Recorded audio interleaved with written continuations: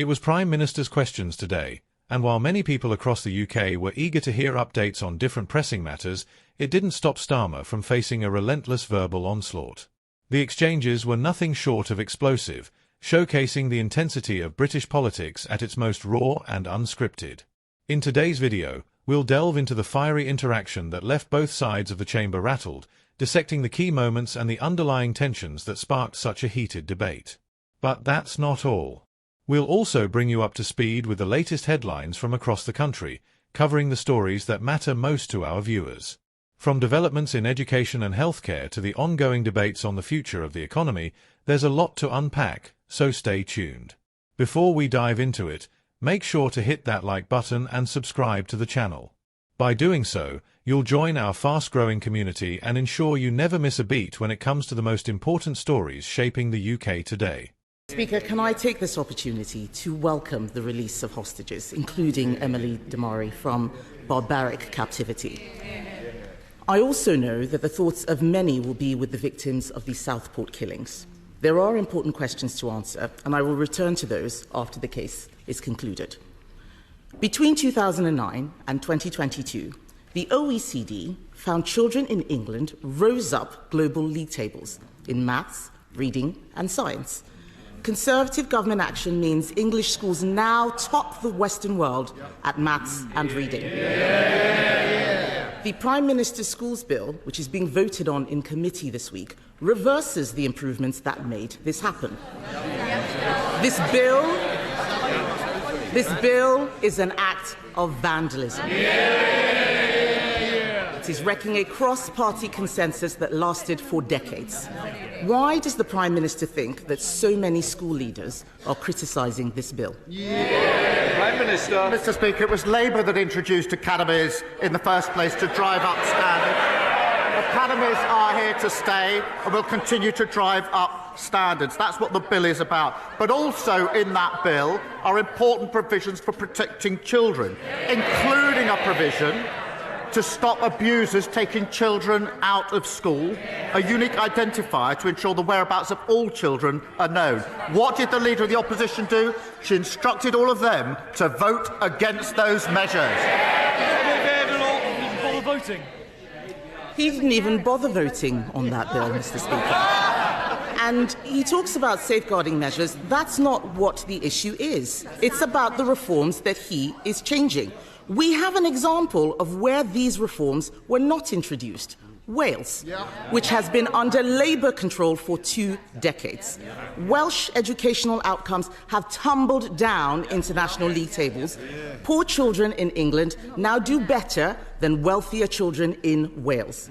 This bill denies children the guarantee that their failing schools will be turned into a better academy.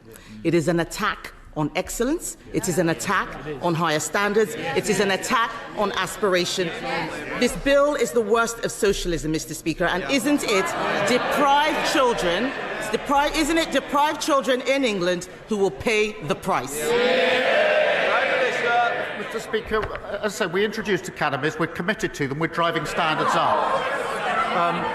But this bill is important because it also sets up breakfast clubs for the very children that she claims to champion. It limits the expense of school uniform and it puts in place vital protections for children. She has to answer the question, why did she instruct all of them to vote against child protection measures? Mr. Speaker, the Prime Minister thinks that he can distract people from what is wrong with this bill. This is not about breakfast clubs and school uniforms. Teachers and parents will be horrified at just how bad this bill is. Even his own MPs may not realise it, but the bill will cut teachers' pay. It cuts pay for 20,000 teachers. His education secretary says there is not a ceiling for pay. They're all shaking their heads. They clearly haven't read the bill. She hasn't read the bill either.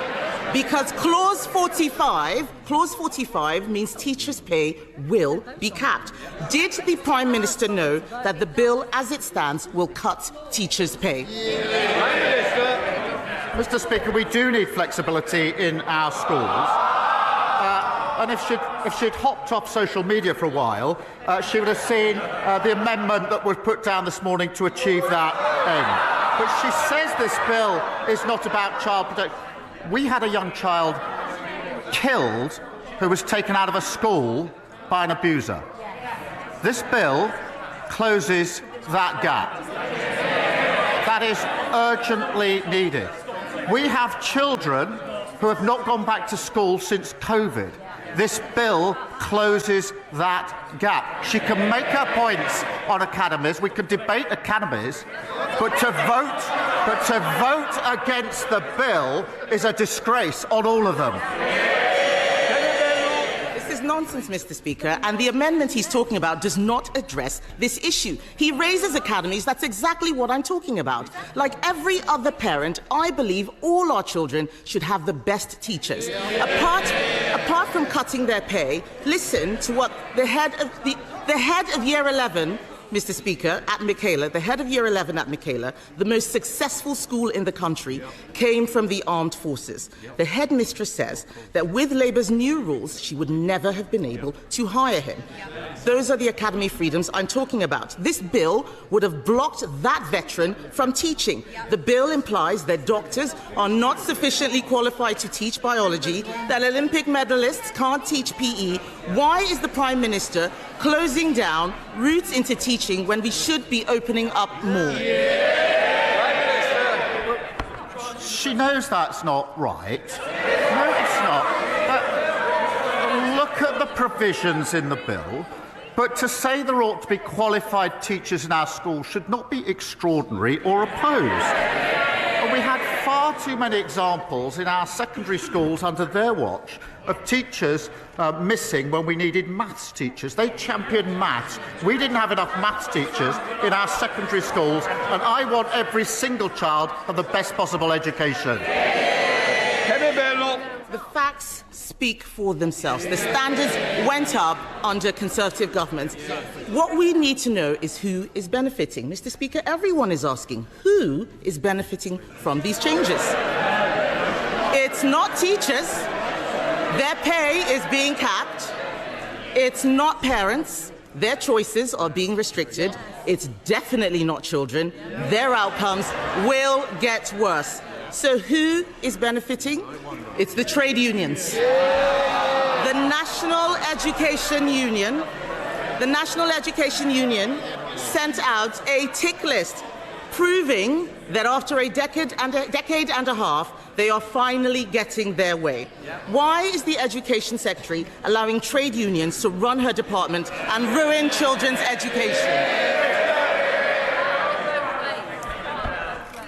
The bill benefits the children who need the nourishment of a breakfast club. The bill benefits the families that can't afford uniforms. The bill benefits the children who are currently out of school and nobody knows where they are. The bill benefits the children who could be taken out of school by abusers if this bill doesn't go through. She should change her mind and support these vital provisions. The Prime Minister needs to get out more and speak to schools. I was at the Harris Academy just this month, and what are they saying? That this bill reverses 2 decades of progress, imposing Labour's new curriculum on every school, taxing the education of children with special needs, excluding talented outsiders. The closed shop is back. This is pure educational vandalism. And alongside these attacks, removing single-word Ofsted judgments so parents cannot see the standards slipping. It is the same old Labour. Bad outcomes for all children, excellence for none. Mr. Speaker, I know what it's like to go to a school which didn't care about standards. This is a tragedy in the making. The key changes in this bill were not in their election manifesto. Isn't that because he knew parents and teachers would reject them? Parents and teachers know we introduced academies. Parents and teachers know we're driving by standards. We're committed to them. They're part of the future. We will continue to focus on standards. And she talks about special need. She's got a nerve. I I don't know, and they know it. There are members of they have asked me questions, these Prime Minister's questions, about the appalling situation of special needs under their watch. We're going to fix that mess like we're fixing every other mess. As the debate around education policies rages on, shifting focus reveals yet another controversial decision stirring public outrage, this time concerning the treatment of military families. In a move that has ignited widespread criticism, Labour MPs have voted to impose inheritance tax on death-in-service payments for military personnel, a policy set to come into effect in April 2027. These payments, which are currently tax-free and intended to provide financial support to the grieving families of deceased service members, could now face reductions of up to 40%. This decision has been met with strong opposition from military advocates and organisations. Major General Neil Marshall, Chief Executive of the Forces Pension Society, has been one of the most vocal critics of the policy, describing it as corrosive and deeply damaging to the morale of armed forces personnel. He argues that the measure undermines the trust and commitment that service members have towards their government, particularly given the unique risks and sacrifices associated with their roles. Death-in-service payments are critical for military families, often representing a lifeline during times of profound loss. These lump sums, typically amounting to 4 times the individual's annual salary, are designed to provide immediate financial relief to families coping with the sudden loss of a loved one, whether the death occurred on or off duty. Under the new rules, however, the payments will now be subjected to inheritance tax if not left to a spouse or civil partner. This means that children or unmarried partners of the deceased will face significant financial burdens at a time when they are already dealing with emotional upheaval. The policy has drawn sharp criticism for its perceived discrimination against those who are not in formal legal partnerships. Major General Marshall warned that such a policy not only risks alienating service members but also poses a threat to team cohesion and operational effectiveness.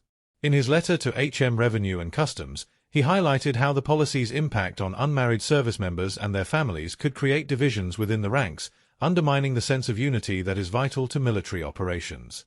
Further compounding the issue is the inability of service members to shield these payments from inheritance tax through trusts, as they are inherently tied to the Armed Forces Pension Scheme. This leaves military personnel with few options to protect their families from the financial impact of the new tax rules. Critics argue that the government is effectively penalizing those who have made the ultimate sacrifice for their country, a sentiment echoed by various veterans groups and political figures. Shadow Armed Forces Minister Marc Francois has also weighed in on the controversy, describing the changes as deeply regrettable and a direct violation of the Armed Forces Covenant. This covenant is a commitment by the government to ensure that service members and their families are treated with fairness and respect, particularly in recognition of the sacrifices they make.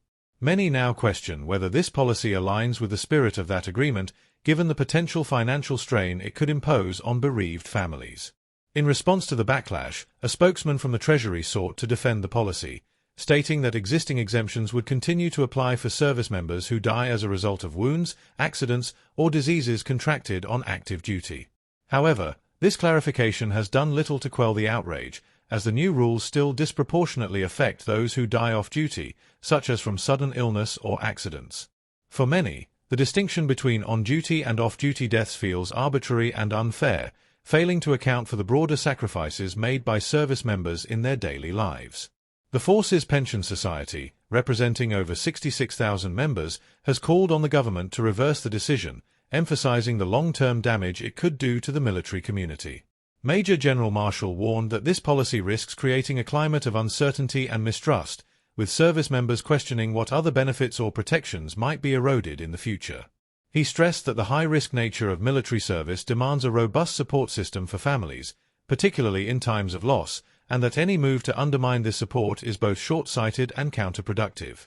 The controversy has also reignited broader debates about inheritance tax policies in the UK, with many calling for a complete overhaul of the system. Critics argue that targeting military families is both unethical and counterintuitive, as it risks deterring individuals from pursuing or remaining in military careers. With recruitment and retention already significant challenges for the armed forces, this policy could exacerbate existing difficulties and weaken the overall effectiveness of the military. As the 2027 implementation date looms, the pressure on the government to reconsider the policy continues to grow. Advocacy groups, military leaders, and opposition politicians have united in their condemnation, urging a rethink that prioritizes fairness and the well-being of those who serve. For now, the decision remains a contentious and divisive issue, one that will likely dominate discussions in the months and years to come. Whether the government will heed the calls for change remains to be seen, but for many in the military community, the damage to trust has already begun. As controversy surrounding military inheritance tax continues to draw sharp criticism, another topic has reignited interest on the global stage: Donald Trump's return to the political spotlight. With his inauguration as the 47th President of the United States, discussions about his views on the British royal family, particularly Prince Harry and Meghan Markle, have resurfaced, stirring old tensions and sparking new debates. Trump's outspoken opinions on the Duke and Duchess of Sussex remain as controversial as ever, and his past remarks have set the tone for a potentially rocky relationship. During his previous tenure, Trump openly criticized Prince Harry and Meghan Markle, accusing Harry of betraying the Queen and branding their actions as unforgivable. He has made no secret of his disdain for the couple, particularly Meghan, who once called him misogynistic and criticized his policies during his presidency. Trump's perception of Meghan as a divisive figure and his claim that she has negatively influenced Prince Harry have only deepened the rift. One of the more striking points of contention has been Trump's suggestion that Prince Harry's visa status in the United States should come under scrutiny. This stems from Harry's admissions in his memoir Spare, where he detailed past drug use. While Harry resides in California with Meghan and their children, critics argue that his visa application might not have disclosed these details, raising questions about its legitimacy. Calls for transparency have been led by conservative organizations such as the Heritage Foundation, which has demanded a closer look at Harry's visa. However, a U.S. judge recently ruled that the Duke's visa details should remain private, adding a layer of legal protection for the royal. Still, Trump's penchant for revisiting perceived slights suggests this issue may not be laid to rest. While the former president's immediate focus is on domestic and global politics, those familiar with his approach believe he could turn his attention back to the Sussexes if provoked. Figures like Niall Gardner, a conservative commentator and ally of Trump, have even hinted at the possibility of urging Trump to act if evidence of dishonesty regarding Harry's visa emerges. Such actions could have serious consequences, including the potential revocation of Harry's residency in the United States.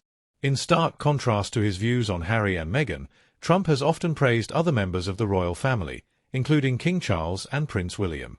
He has publicly expressed admiration for their sense of duty and commitment to the monarchy, which he sees as embodying traditional values. This sharp divide in his opinions reflects his broader view of the Sussexes as outliers, whose actions have been seen as undermining the institution of the monarchy. These dynamics highlight the complexities of the Sussexes' position both in the United States and the United Kingdom. While they have carved out a new life in California, their every move remains under intense scrutiny, and the potential for diplomatic or legal challenges only adds to the pressures they face. For Trump, their actions during his earlier presidency, including their alleged snubbing of him during a royal visit, seem to linger as a point of contention. The question remains whether this renewed focus on Harry and Meghan will escalate into a more significant issue as Trump's presidency unfolds. The broader implications of this relationship extend beyond personal grievances. Trump's admiration for the monarchy and his criticism of the Sussexes may also serve as a signal to his base, aligning him with traditional values and reinforcing his image as a defender of heritage and stability. For Harry and Meghan, however, the specter of Trump's scrutiny looms large, potentially complicating their attempts to redefine their public image in the United States. As these stories continue to evolve, we're keen to hear your thoughts. What do you think about the inheritance tax policy for military families, Trump's stance on Harry and Meghan, or any of the other issues discussed in today's video? Let us know in the comments section below. If you've not yet already, make sure to drop a like on this video and subscribe to the channel for more in-depth discussions on British politics and beyond. Your support helps us continue to grow this vibrant community. Thank you for watching, take care, and we'll see you in the next video.